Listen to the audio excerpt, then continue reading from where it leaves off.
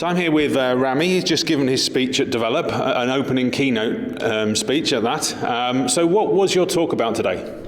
So I wanted to talk about customers and customer expectations and kind of explain how the industry has been messing up in terms of explaining to customers how game development works and what it is and how we can sort of try and start making a change in that. It was a lot about gamer culture, about accepting that we are developers and not necessarily gamers, that those are separate things and that you can love games without calling yourself a gamer. There was a lot in there. It's a lot of recent thoughts I had, especially after Nuclear Throne was concluded, because with Nuclear Throne, a lot of the project was based on interacting with community while it was in early access. So for the past 2 years, we've worked really closely with an increasingly sizable group of people.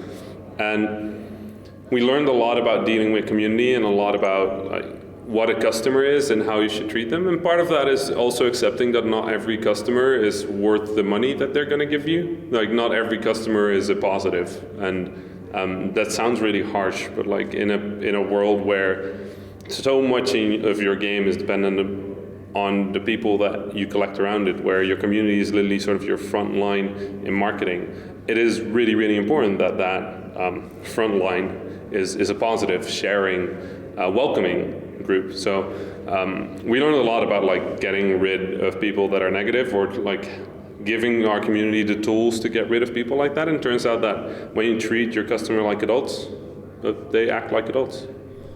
So do you think it's a case of looking after the few instead of the masses in the past? I think that is very much what the industry has always been good at. We've always been sort of like the medium for the few, for the underdogs. First it was for the nerds, for the people that didn't really have friends at school. Like that kind of demographic was always like sort of that's what we do, right? Like that's like the 90s. Like used to be better than that actually, but then it got worse.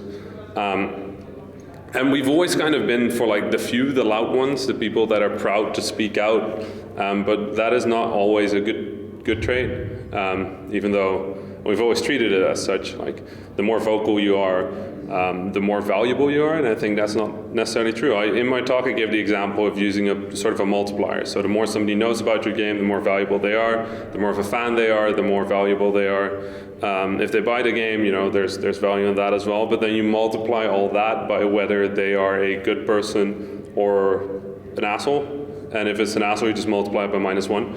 Because the louder, the more knowledgeable they are, if they're just not good people to interact with, they are sort of like a required part of your community because of their knowledge, but they're also like holding the community down because people just don't like being there because of the tone. So there's definitely a value in making sure that the people that represent your game, the community that represents your game, that it's a positive bunch, that they are people trying to help out rather than trying to hold down others. And you're saying that it's the few that shout at you. It's all very negative. So listening to that is a bad thing. Yeah, absolutely. Of course, that's a bad thing. If somebody gave you $12.99 and then expected you to accept them into your life to shout at all of your friends and all of the people you care about, you'd probably say no. So why don't we do that in the games industry? Why is that like the admission price of your game? Why is that worth more than the game? Because that's effectively the deal that you're making. The deal that you're making is you pay me money, I give you a game that functions, right? And like if it doesn't function exactly the way you want it, then that's very annoying for you. And you can ask for a refund. And if you have good reasons for that, we'll give you a refund. That seems like very normal business to me. But then, if somebody's like a very negative person, I should just be able to say like, I've refunded the game to people that I didn't want in the community. Like I've done that where they were throwing a fit on the forums, where they were like really sort of antagonizing the community in the forums, and I just went into the thread and said like, listen, if you don't like the game, I can refund it. And you know, they have this like big this sort of like masculine thing where they call your bluff and then you just refund the game and kick them out of the forum and you're done. And it actually like, yes, we lost $12.99 and yes, we got a really angry thread on Reddit and then some people were upset about like freedom of speech, but you look at the numbers for Nuclear Throne and they're really, really good. And I think a part of that is just because it's such a positive community.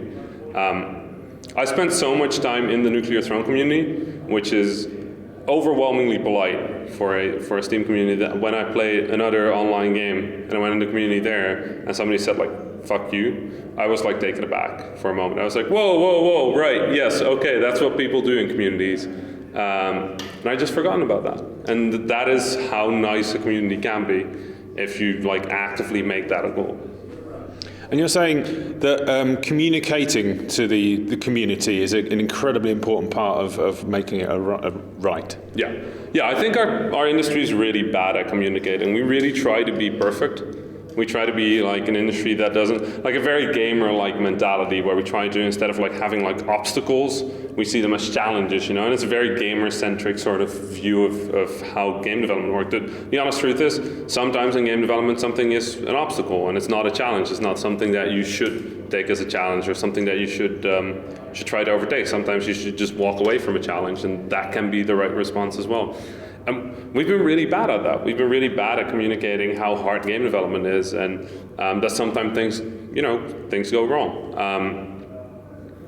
And it's kind of frustrating. Like one of my biggest pet peeves that I have is when you see like a motion capture studio.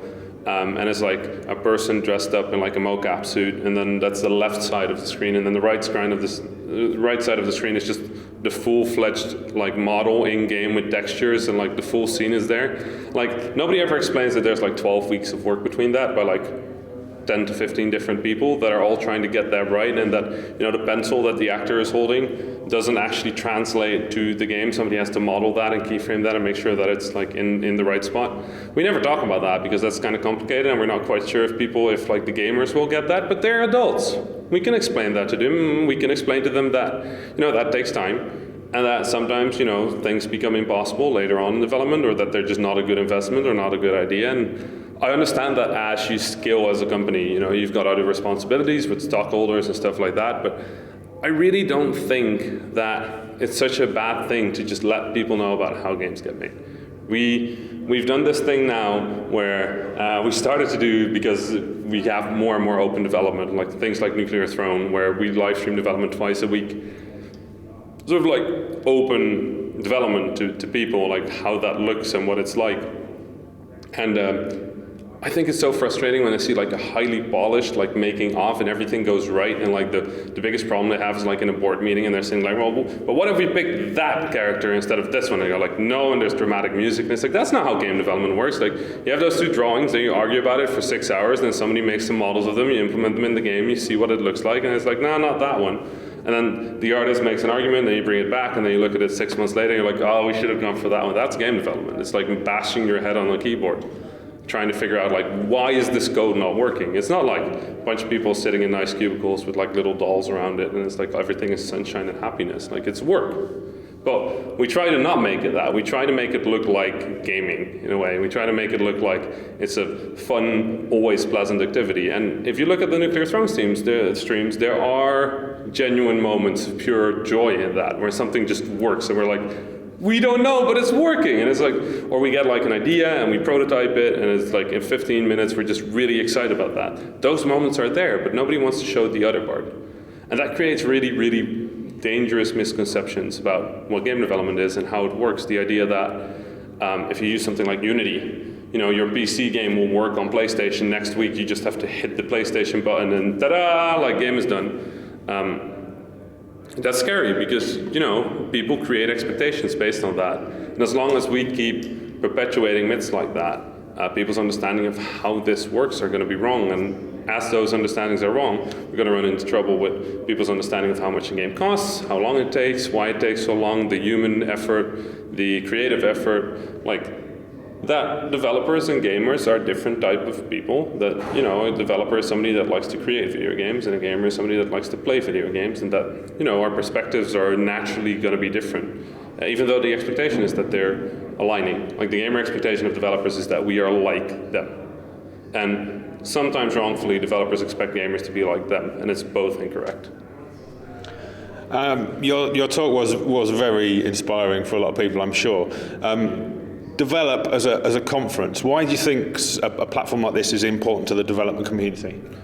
Develop is a very important. Like Develop is a very important place because it is one of the few very focused conferences we have in Europe. There's not a lot of conferences that say okay, this is sort of like what we're going to talk about, and this is the kind of people that we want to collect here. Like everything is sort of like wishy-washy, like sort of like for like this is an event for everybody, and Develop just kind of goes and says like, listen, this is an event for people that are really interested in like certain aspects of game development, the business, but also like the creative, like how the overlap between creative and business, marketing, production, stuff like that.